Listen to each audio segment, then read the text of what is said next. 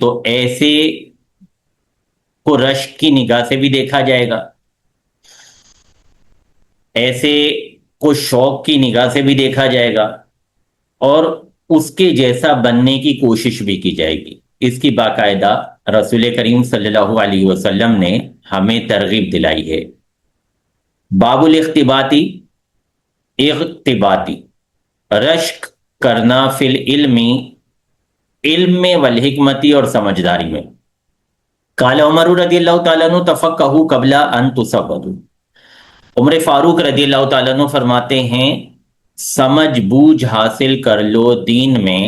دین کے احکام کو سمجھ لو قبل اس کے کہ سردار بنا دیے جاؤ، حاکم بنا دیے جاؤ، والی بنا دیے جاؤ، متولی بنا دیے جاؤ، ذمہ دار بنا دیے جاؤ۔ تو اگر پتہ ہے کہ کوئی ذمہ داری مل سکتی ہے، اگر اندازہ ہے کہ کہیں متولی مقرر ہو سکتے ہیں، کہیں حاکم مقرر ہو سکتے ہیں، کوئی عہدہ مل سکتا ہے، تو اس سے پہلے اس کے جو ضروری احکام ہیں، شرعی احکام ہیں، ان کو سیکھ لیا جائے، تاکہ ایسا نہ ہو کہ اس ذمہ داری کو لینے کے بعد غیر شرعی امور میں پھنس کے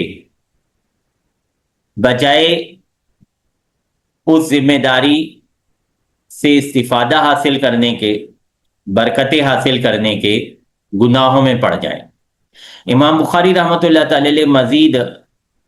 عمر فاروق رضی اللہ تعالیٰ عنہ کی بات کو آگے بڑھاتے ہوئے ارشاد فرماتے ہیں قال ابو عبداللہ، امام بخاری رحمۃ اللہ تعالی علیہ فرمایا بعد ان تصودوا، اور سردار، حاکم، ذمہ دار بنائے جانے کے بعد بھی علم حاصل کرو۔ پہلے بھی علم حاصل کرو، بعد میں بھی علم حاصل کرو، پہلے نہیں کر سکے تو بعد میں کرو۔ یہ نہیں ہے کہ اب حاکم بن گئے، اب مقرر ہو گئے، اب ذمہ دار بن گئے تو اب تو کچھ سیکھنے کی ضرورت نہیں ہے، اب بھی سیکھتے رہو۔ امام بخاری رحمۃ اللہ تعالی علیہ اپنی اس بات پر دلیل دیتے ہیں کہ قد تعلم اصحاب النبی صلی اللہ علیہ وسلم بعد کبرا سنہم، نبی کریم صلی اللہ علیہ وسلم کے صحابہ نے علم سیکھا اپنی عمر کے زیادہ ہونے کے بعد۔ بڑی عمروں کے جو صحابہ تھے وہ بھی علم سیکھتے رہے، وہ بھی دین سیکھتے رہے۔ حدثنا الحمیدی قال حدثنا سفیان قال حدثنا اسماعیل ابن ابی خالد علی غیر ما حدثناه الزہری قال سمعت قیس بن ابی حازم قال سمعت عبد اللہ بن مسعود،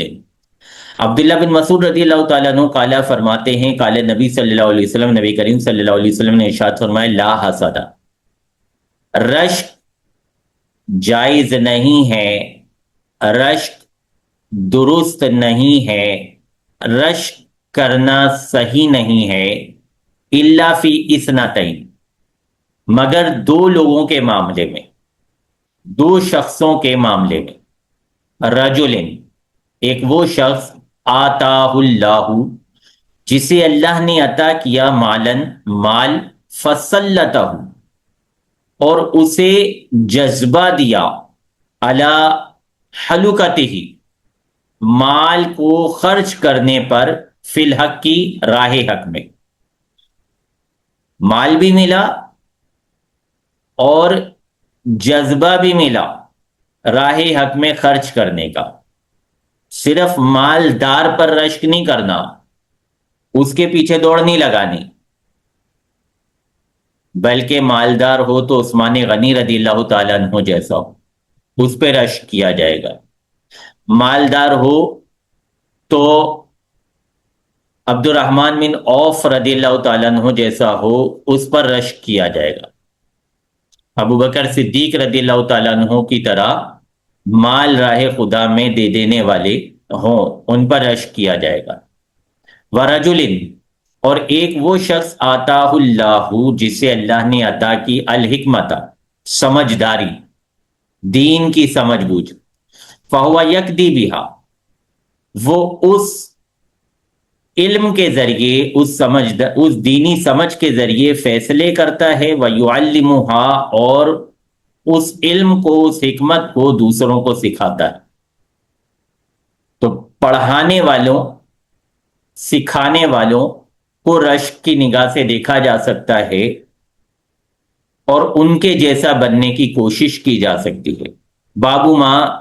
ذکر فی ذہاب موسیٰ فی البحر، اگلا باب ہے وہ حدیث مبارکہ جس میں ذکر کیا گیا موسیٰ علیہ السلام کے تشریف لے جانے کا فی البحر، دریا میں، الی الخضر، خضر علیہ السلام کی طرف۔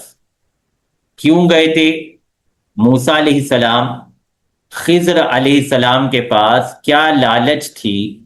کیا جذبہ تھا، کیا ان کے دل میں خواہش پیدا ہوئی تھی؟ رب کریم جل جلالہ ارشاد فرماتا ہے وَقَوْلِهِ تبارک و تعالی حل اتبعک، موسیٰ علیہ السلام نے خضر علیہ السلام کے پاس پہنچ کر عرض کی کیا میں آپ کے پیچھے چل سکتا ہوں، علی اس شرط پر کہ ان تعلمنی، کہ آپ مجھے سکھائیں گے۔ اب موسیٰ علیہ السلام اپنے زمانے کے نبی ہونے کے باوجود، صاحب علم ہونے کے باوجود، بہترین علم شریعت رکھنے کے باوجود، علوم الہیہ سے متصف ہونے کے باوجود اس بات کا جذبہ رکھتے ہیں، اس بات کی خواہش رکھتے ہیں کہ مجھے کوئی سکھائے، مجھے مزید علم سکھایا جائے۔ امام بخاری رحمۃ اللہ تعالی علیہ ہمیں جذبہ دلانے کے لیے یہ باب باندھے رہے ہیں۔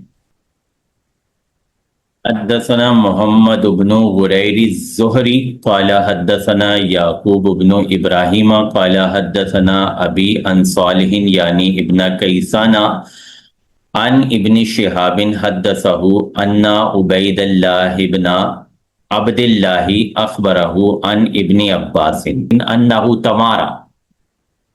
ابن عباس رضی اللہ تعالیٰ عنہما مکالمہ کر رہے تھے، کیلو کال کر رہے تھے، ہوا وہ والحر بن قیس ابن حسن الفزاری، وہ یعنی ابن عباس رضی اللہ تعالیٰ عنہ اور حر بن قیس بن حسن فزاری رضی اللہ تعالیٰ عنہما یہ آپس میں مکالمہ کر رہے تھے، آپس میں بحث کر رہے تھے فی صاحب موسیٰ، موسیٰ علیہ السلام کے ساتھی کے بارے میں۔ قال ابن عباس، ابن عباس رضی اللہ تعالیٰ عنہ فرماتے ہیں ہوا خضر، کہ وہ جو ساتھی بنے تھے وہ خضر علیہ السلام تھے۔ فمر، یعنی ان کا موقف یہ تھا، اور جو ان کے مقابلے میں حر بن قیس سے ان کا موقف کچھ اور تھا۔